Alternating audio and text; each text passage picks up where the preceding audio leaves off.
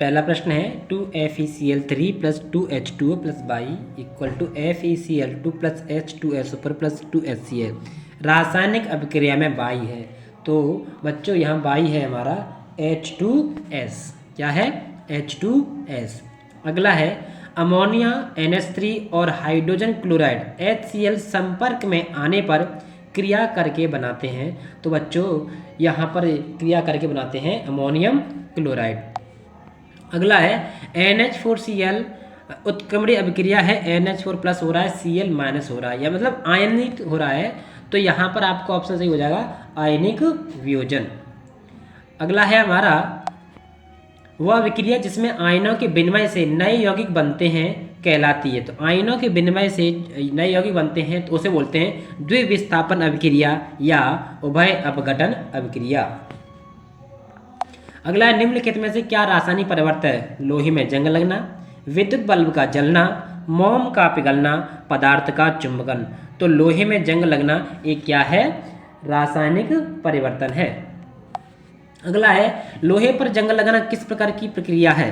तो लोहे पर जंग जब ऑक्सीजन के संपर्क में आता है, नमी के संपर्क में आता है लोहा, तभी उस पर क्या होती है? जंग लगती है। तो इसका मतलब क्या है? ये क्या है? ऑक्सीकरण है। क्या है? ऑक्सीकरण। अगला है हमारे शरीर में भोजन का पचना किस प्रकार की क्रिया है? तो यह एक अभिक्रिया है हमारी अपघटन अभिक्रिया। कौन सी है? अपघटन अभिक्रिया। आगे है ऊष्मा शोषी अभिक्रिया वह होती है जिसमें ऊष्मा का शोषण होता है। प्रतिस्थापन अभिक्रिया मुख्य गुण है एल्कीन का, कार्बन मोनोऑक्साइड का, एल्काइन का, पैराफिन का। तो यहाँ पर ऑप्शन सही हो जाएगा पैराफिन। अगला दही का जमना किस प्रकार का परिवर्तन है? तो मेरे प्यारे बच्चों यह है रासायनिक परिवर्तन।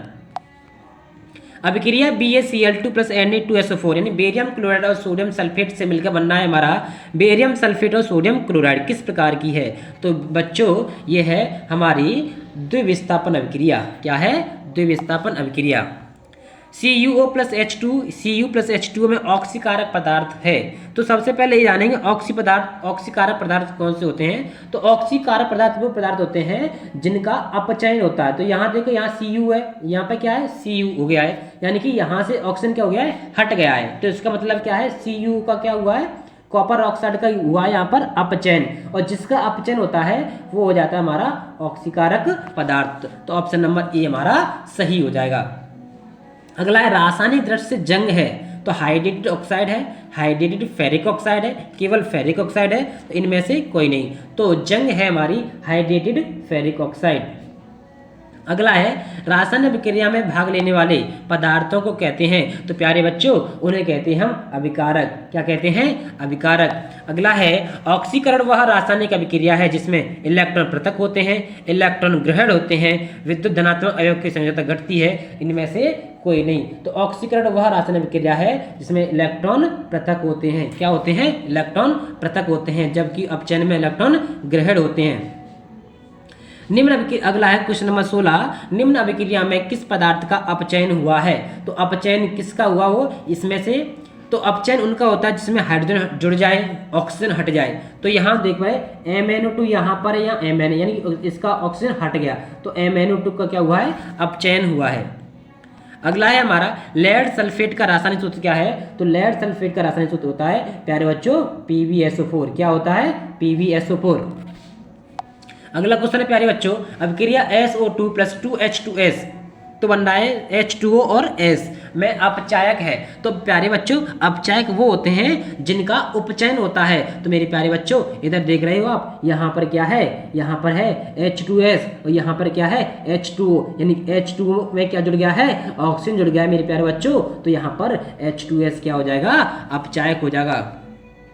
अगला है लोह चूड़ पर तन हाइड्रोक्लोरिक अम्ल डालने से क्या होता है? लोह चूड़ पर तन हाइड्रोक्लोरिक अम्ल डालने पर क्या होता है? तो मेरे प्यारे बच्चों हाइड्रोजन गैस एवं आयरन क्लोराइड बनता है।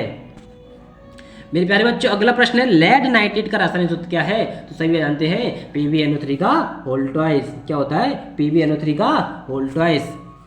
अगला है उदासीनीकरण अभिक्रिया होती है, तो मेरे प्यारे बच्चों उदासीनीकरण अभिक्रिया अम्ल और क्षार से होती है। इलेक्ट्रॉन ग्रहण करने की प्रवृत्ति कहलाती है, अपचयन कहलाती है मेरे प्यारे बच्चों। अगला है हाइड्रोजन के जलने से संबंधित रासायनिक अभिक्रिया है। तो हाइड्रोजन जब जलता है तो उसे कहते हैं हाइड्रोजनीकरण। क्या कहते हैं? हाइड्रोजनीकरण। अगला प्रश्न भाई प्यारे बच्चों, भौतिक परिवर्तन है कागज का जलना, मोम का पिघलना, चीनी का गर्म करना, भोजन का पाचन। तो भौतिक परिवर्तन क्या है? मोम का पिघलना। क्या है? मोम का पिघलना। रासायनिक परिवर्तन है, देखो प्यारे बच्चों यहाँ मोम का पिघलना भौतिक है नहीं, मोम का जलना रासायनिक परिवर्तन होता है। क्या होता है? रासायनिक परिवर्तन। अगला है रासायनिक परिवर्तन के बारे में असत्य है, यह परिवर्तन स्थायी होता है। सही बात है। परिवर्तन के पश्चात नए पदार्थ बनते हैं, बिल्कुल बनते हैं। पदार्थ की आणविक संरचना में परिवर्तन होता है, बिल्कुल होता है। सामान्यतः उत्क्रमी होते हैं, नहीं, ये बात गलत है। तो ये हमारा ऑप्शन नंबर डी सही हो जाएगा। अगला है कली चूने का जल में घुलना कौन सा परिवर्तन है? कली चूने का जल में घुलना कौन सा परिवर्तन है मेरे प्यारे बच्चों? कली चूने को यानी कि CaO को पानी में घोल देंगे तो CaOH का होल ट्वाइस बन जाएगा। फिर क्या बन जाएगा? उससे CO बन सकता है। मेरे प्यारे बच्चों ये आप कमेंट बॉक्स में इसका आंसर बताओगे। रासायनिक अभिक्रिया से बनने वाले अघुलनशील पदार्थ कहलाते हैं। तो अघुलनशील पदार्थ को बोल देते हैं मेरे प्यारे बच्चों अवक्षेप क्या बोल देते हैं? अवक्षेप। अगला है आलू चिप्स की पैकिंग में इस्तेमाल की जाने वाली गैस कौन सी है मेरे प्यारे बच्चों? वो है नाइट्रोजन। साग सब्जियों का विघटित होकर कंपोस्ट बनना कौन सी प्रक्रिया है? तो यह है ऊष्माक्षेपी प्रक्रिया है। कौन सी है? ऊष्माक्षेपी। अगला प्रश्न है ऐसी अभिक्रिया जिनमें उपचयन तथा अपचयन दोनों एक साथ एक ही समय पर घटित हो जाते हैं। तो मेरे प्यारे बच्चों इस प्रकार की अभिक्रिया को रेडॉक्स अभिक्रिया कहते हैं। कार्बन को वायु में जलाने पर कार्बन डाइऑक्साइड गैस का बनना उदाहरण है C+O2 CO2। किसका उदाहरण बेटा? संयोजन का। जिंक प्लस सल्फ्यूरिक अम्ल, तो जिंक सल्फेट प्लस हाइड्रोजन बन रहा है। तो ये कौन सी अभिक्रिया है? तो मेरे प्यारे बच्चों ये अभिक्रिया है विस्थापन अभिक्रिया। कौन सी अभिक्रिया है? विस्थापन अभिक्रिया। अगला निम्नलिखित में से कौन सी दहन अभिक्रिया है? दहन अभिक्रिया वो होती है जिसमें ऑक्सीजन के साथ क्या होती है? रिएक्शन होता है। तो मीथेन का